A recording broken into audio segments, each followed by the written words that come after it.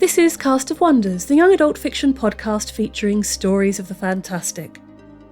Welcome. Episode 641. I'm Catherine Inskip, your editor and host. Our story for today is Bells Long Silent by J.A. Prentice, a Cast of Wonders original. J.A. Prentice, he/they, was born in Surrey in the United Kingdom, grew up and attended college in the California Bay Area, and currently lives in the Pacific Northwest with their family and 3 cats. His other stories have been published by Beneath Ceaseless Skies, the magazine of fantasy and science fiction, and Wingraph, among others. They are also the writer of the Doctor Who spin-off audio drama episode The Undying Truth from Big Finish Productions. He's currently active on Tumblr as Living Authors Society and on Blue Sky as japrentice.bsky.social, and posts occasionally on livingauthorssociety.wordpress.com. When he was 5 years old, he was bitten by a monkey, which remains the most interesting thing that's ever happened to him. This story is narrated by Hugo Jackson. Hugo is an author and streamer on the east coast of the USA. Born in the UK, they moved to the US to be with their partner, and have since published the first 3 novels of a 5-book young adult fantasy series, the Resonance tetralogy, through Inspired Quill. They also stream semi-regularly on Twitch under the username Pangolin Fox and run a yearly charity stream on World Pangolin Day to raise money for one of their favourite animals, the aforementioned pangolin. This story comes with a content warning for violence, including gun violence in a historical setting and the death of a relative. And now, we've a tale to tell.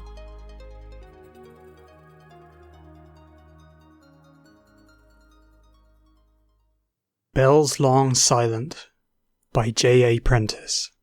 Narrated by Hugo Jackson. All this happened long ago, and even then, things were coming to an end. The great days of smuggling were behind us, and the revenue was tightening its noose. All tongues spoke of their new man, Captain Bray, who would act off a smuggler's head with a single swing of his sword. I lived with my mother and uncle in a white house with small glass windows that bent the light. I had of my father no memories and no inheritance save my features, which my mother said were the very model of his. Mother told me he was a fisherman, but I often suspected she lied, and he'd been a smuggler. My mother was a good woman, tall and plain, with silver in her hair. She raised me well, though I did not thank her for it at the time. It was torture to a small boy to be forced to sit upon a church pew when I would sooner be out in fresh air, seeking what adventures I might find. Often, the sermons were against smugglers. In his day, my uncle said, the vicar had been happy to take his share of the brandy and not preach about what did not concern him. Which is the greater evil, he asked, that man is pressed near to starving by tacksmen to pay for far-off wars, or that he seeks to provide for himself and his kin? My uncle was a large man, though not especially tall nor especially fat. His largeness was in how he carried himself and the boom of his voice. He'd sit at a table and fill the whole room. His temper was black and wild as his beard, yet I loved him still. My mother wouldn't tell me he was a smuggler, and neither would he, but one look and I knew.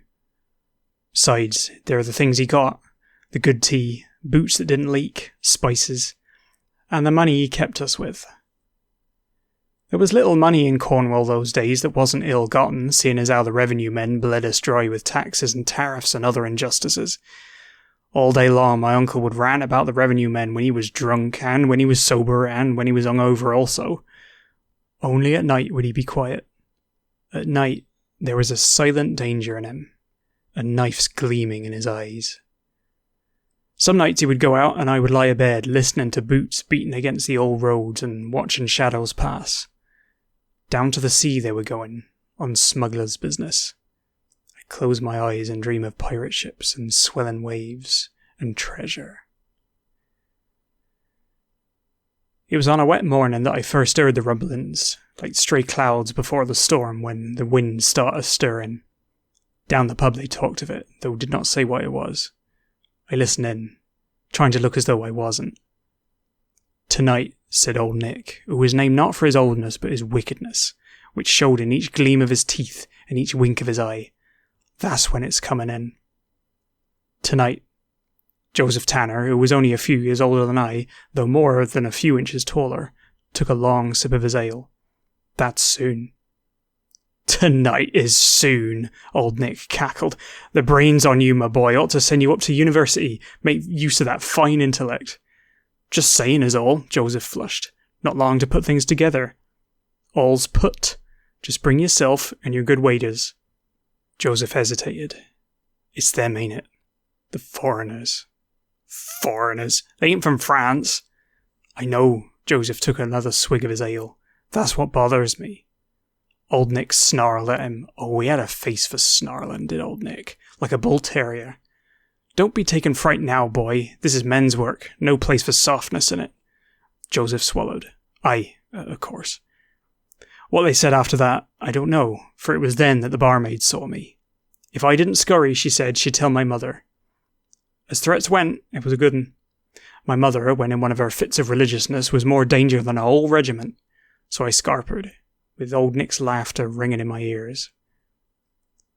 That evening, after dinner, my uncle took out his wading boots.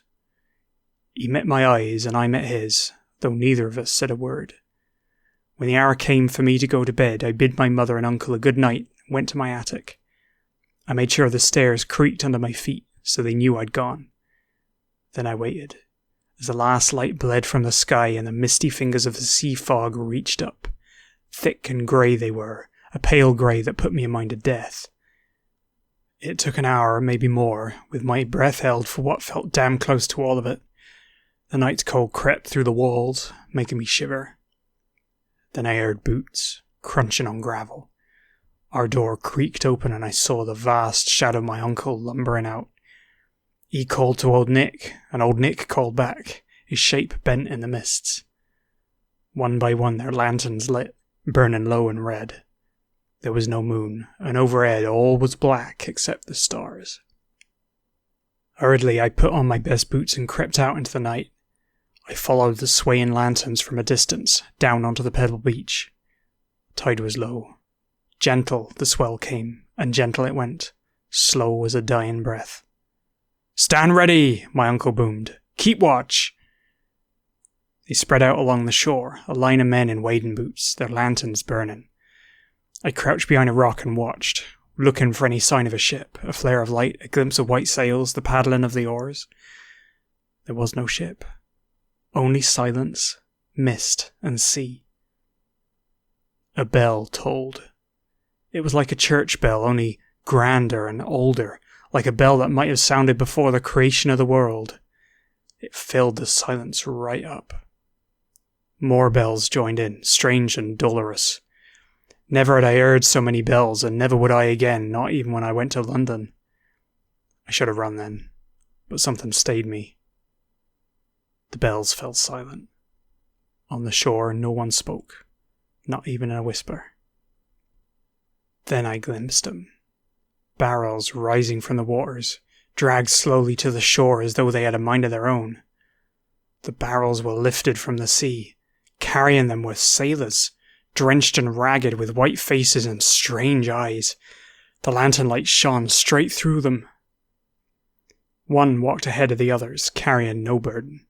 He was tall, pale and thin. His white cloth garments trailed about him.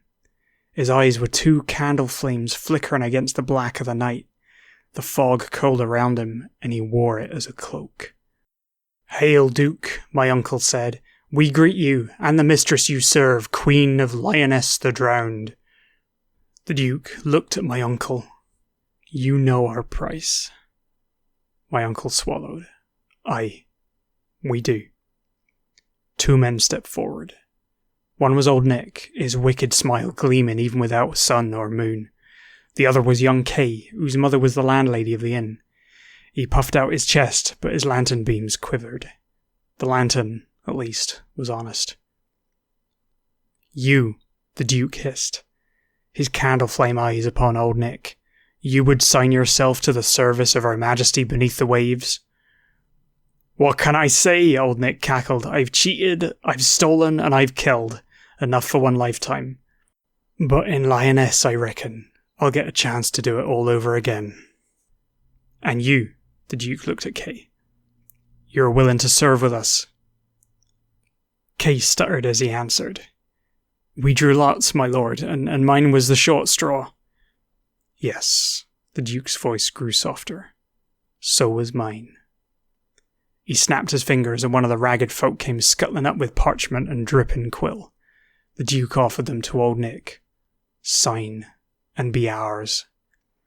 Old Nick snatched the quill with one of his gnarled hands and made his mark, bold and black, all dripping and gleaming in the lantern light. The Duke took back the quill and offered it to Kay. Sign. Kay reached out his hand, then drew back. No, I can't. Not be like them. Now, lad, said my uncle, his hand heavy upon Kay's shoulder, yours was the short straw, and there is debt to be paid. Kay trembled, looking in fear from my uncle to the pale Duke. Which he feared most I could not tell. Neither, I supposed, could he. With the speed of a coney that heard the hounds baying, he shook off my uncle's grip and raced up the beach, stumbling and skipping through sand and stone. Coward! My uncle howled. Bring him down. He'll be the Queen's even if we have to shove him under. But the Duke shook his head. No, she shall not take the unwilling. He rolled up his parchment. Another must be found. His candle-flicker gaze fixed upon my uncle. The look on my uncle's face so chilled me that I stumbled and sent pebbles tumbling underfoot. As one, smugglers and strange sea folk turned their heads to fix upon my hiding place. I held my breath tight and kept my head down. Revenue men, Old Nick hissed. If it's revenue, my uncle boomed, they'll taste our lead tonight. Joseph, go see. Why me? Joseph whined. Why not them? Revenue steal won't hurt them, will it? Revenue's not their concern, my uncle snapped. No, the Duke said.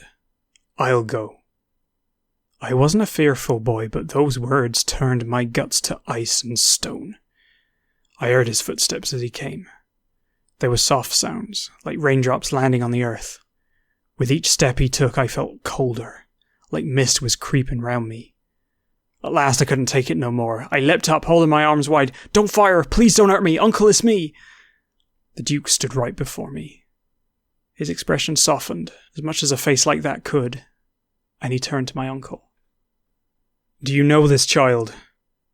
My uncle scratched the back of his neck. He's my brother's boy. The Duke nodded. Put your weapons away. He shall be no danger. He brought me down to the others. My uncle whacked me hard on the cheek, and I stumbled back. Now, he was often drunk and often angry, but he'd never struck me before. I was more shocked than hurt, though my cheek was reddening and ached something terrible. What are you doing here, boy? Your mother had tanned my hide if she knew. I'm sorry, I just thought, don't seem to me you thought much of anything. He put his hand upon my shoulder, and I remembered Kay running with fear in his eyes. But now you've seen us. And them. I won't tell, I pleaded. Honest. I'll have to think. Meanwhile, come along. He grabbed my arm and tugged hard. I don't want you out of my sight. There is no need to hurt the boy, the Duke said. I'm sure he'll come willingly. I nodded fiercely. My uncle loosed his grip and looked from me to the Duke. Well, see that you do, he said. And make yourself useful. Get all in. We dragged the goods out of the sea and up the shore, salt-slick barrels and chests. My arm was near wrenched from my shoulder before we reached the yawning cave mouth and my uncle directed me in. It was pitch dark in the caves. I had thought it dark out in the cove, but this was the dark of the deep where neither sun nor stars had ever touched.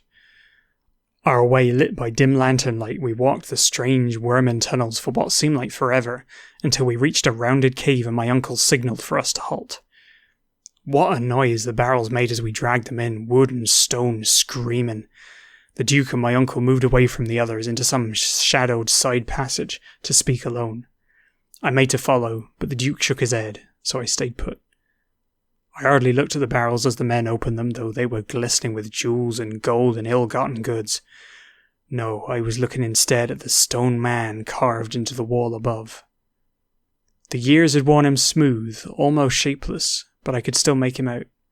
Long arms, long legs, a strange face. Almost ape-like, but only that didn't do it justice. This wasn't a beast's face.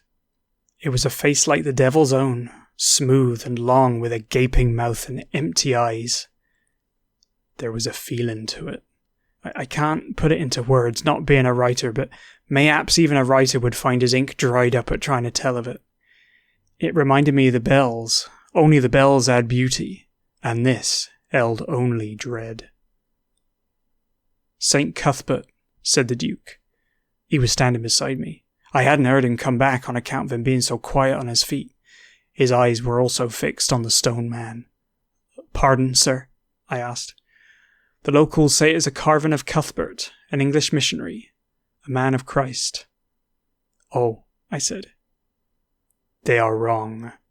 Oh, how those candle fires flickered. "It is no saint. It is older than saints, older than England, older than Christ." "What is it then?" He smiled. It was a queer smile. There were secrets in it, if you catch my drift, but sorrow also, and other things I can't name. There are none now above the waves who could tell you. "And below?" I asked. "What know you of Lioness?" I frowned. "A girl lion, you mean?" He laughed. One would have thought it'd be a cold laugh, but it wasn't at all. "It was a kingdom once, long ago, before Arthur, before the Romans, before the great wave came when Britannia and Europe were one." His eyes grew dark. "But it was drowned. Our bells still ring in the dark of night, if you know how to hear 'em. I heard them, I think, when you came ashore." He nodded, "Yes. You seem like you have the ears for it. What's it like down there?" "Silver fish swim among the branches of leafless trees. Atop the highest hill, the great cathedral towers. A cathedral older and larger than any that yet stand in England, older than any in the world. All who walk upon the land have forgotten the names of the god it was built to reach. When the waters are low, the gleaming of its topmost spire can be seen from shore, reaching above the waves." "Sounds beautiful." "It is." He looked at me. "You could see it, if you wish." "The spire, you mean?" "Lioness. You can come with us." "With you?" "Kay has forsaken his place. It remains open to any who would take it." I did not know how to answer. My heart was full of longing for adventure, and for wonder and for mystery. The thought of that drowned land and that moonlight ship sailing upon the mist seemed a dream come true. But, "No, sir," I said, "begging your pardon and thanking you for your kindness, but I have my mother to think about. She'd be worried, and I wouldn't want to leave her alone." My uncle sidled up and smiled. "Oh, I'm sure she'd see the wisdom in it. I could talk to her, tell her where you've gone, tell her that—" I pulled away, backing up till I was brushing the feet of the carved stone man. "You want me to go. You're selling me, in place of that coward Kay, 'cause you don't want me to tell anyone about the folk from the sea." His face turned ugly then. It was anger, but there was a possessiveness mixed in with it, like I was his and wasn't allowed to defy him. "It's for the best, boy," he said, and reached for me again. I ran, just as Kay had, past all of my uncle's men. They were so taken with their gold they did not see me.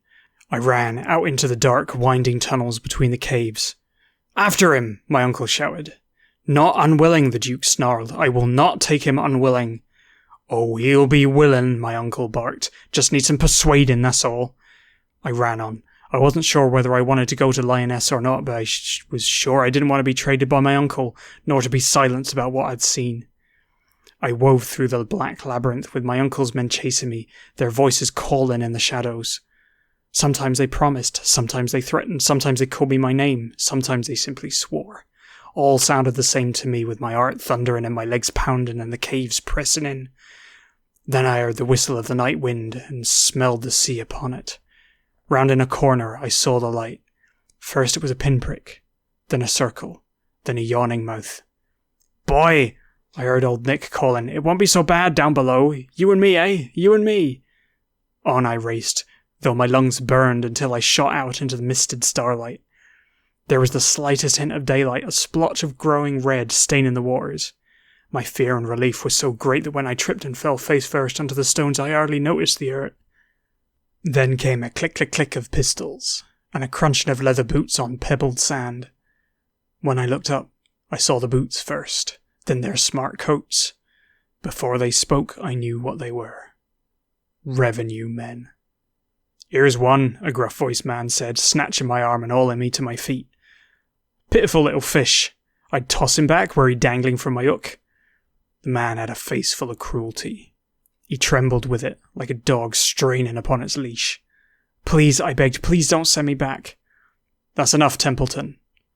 The voice was calm, an educated man's voice, though I hadn't heard many educated men speak.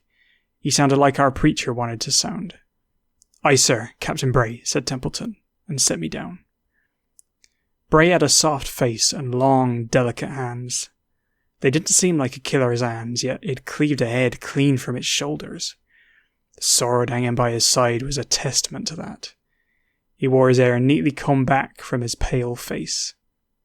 "Tell me, boy," he asked, "how many are in there?" I swallowed. "You should run." Bray sighed. "Hold him. We want the killing ground clear." Templeton nodded and hauled me back, away from the cave mouth and from the line of revenue men holding pistols and swords. I tried to call out, to warn him, but Templeton grabbed my mouth hard and held my jaw shut. Joseph came first, stumbling into the mist. He looked around for me and cupped his hands about his mouth to cry out. The musket ball tore through him. He fell, quiet, upon the stones, and lay bleeding and silent, his eyes staring out. Others came running after. Shots rang like thunder, and the smoke drifted in storm clouds over the dead and wounded. Now the smugglers were screaming and shouting, and the dying and the wounded and those still in the caves. Bray called out over the cacophony. "You're surrounded. Come out with your hands raised, surrender to me, and the crown may show you mercy." There was no mercy in his eyes. They were a strange sight in that soft face, for they were sharp as a sword's edge. "King's mercy be damned," my uncle's voice boomed. "Better to die with a pistol in my hand than a rope around my neck." He came charging out, some of his company with him. They came firing musket balls and swinging blades, though they knew they had no chance of winning. It was about dying as they lived, free men, kings of their own little world. The first musket ball struck my uncle in the shoulder. The pistol fell from his hand, but he did not fall, not yet. He kept charging, even as his fellows toppled around him. Another shot struck square in the middle of his chest, and another in his leg, but still he did not fall. He was almost in Captain Bray's face when the last shot hit his gut. Blood blossomed over his shirt, and he fell, first to his knees, then sideways onto the pebbled beach. "Uncle!" I screamed, and tried to run to him, but Templeton held me tight. A quiet hung in the air, and then a stillness. Gunsmoke drifted over the wounded and the dead, swaying in the wind, mingling with a grey-fingered sea mist. Bray and his men relaxed, lowering their weapons. I saw him begin to move in, to tie up the wounded and rout those still cowering in the depths of the caves. But it was not over. The Duke came, slow and silent. The air turned chill as he stepped out into the night, his candle eyes burning pale.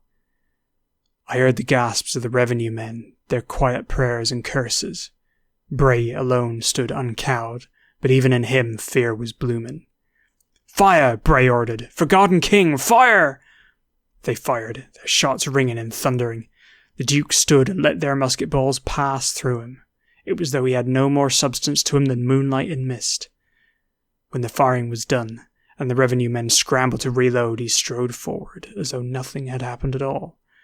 Bray brandished his sword, standing in the Duke's way. The Duke looked at it, then at Bray. "Do you think," he asked, "you can do anything to stop me?" "I am an officer of His Majesty," Bray said, "and I am taking you into custody for conspiring with smugglers." The Duke's eyes flickered. "I, too, serve a monarch, Captain. Our nations are not yet at war. We are content, in Lyonesse, to rule beneath the waves. But should you hinder my crew or I promise that your infant empire shall find itself at war with a kingdom far older." For a moment they looked at each other. To me, it stretched forever. Bray stood aside and nodded to his men. Let them pass. So the Duke walked on, with the revenue men splitting to let him through. From the dark of the caves came the rest of his pale crew. They said naught as they passed by the revenue men, save for one, ruddier and more crooked than the rest, a nasty look on his face. "Good day to you, Captain Bray," jeered Old Nick, "and may all your nooses hang empty." "That one," Captain Bray called out, pointing to Old Nick, "is not one of yours. He is a subject of the king and mine to take." "He is my queen's now," the Duke said, "and should you disagree, you may take it up with her." An eager young revenue man, fumblings with powder, pistol and rod done, took aim at Old Nick. Neither Old Nick nor Bray saw him, not till it was too late. The musket ball hit Old Nick square between his crooked shoulders, a straight shot in and out. The twisted man clutched at the wound, his eyes wide, and then he laughed. There was no blood, no pain, only a ragged hole in his shirt.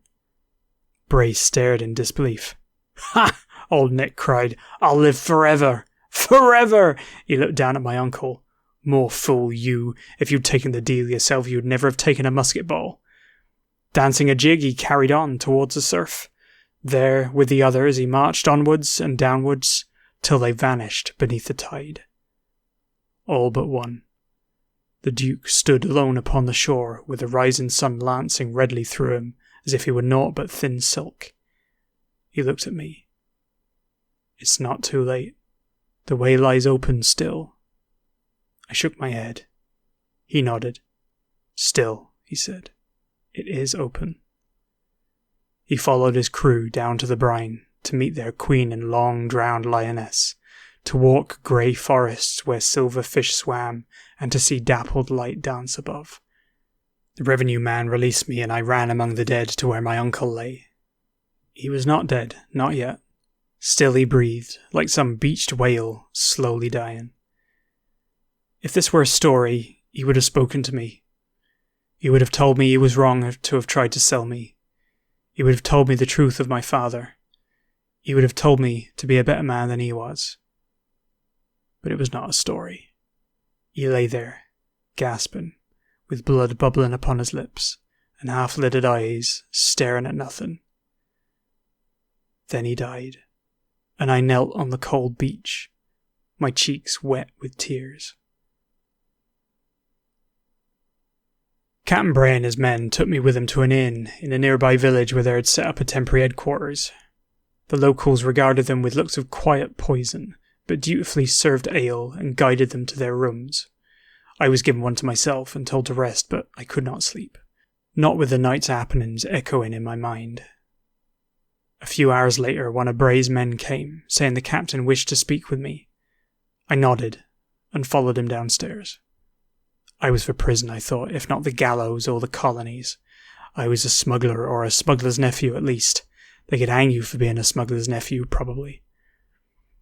Bray was sketching when I was brought to him, a pencil drawing of the shore and the waves.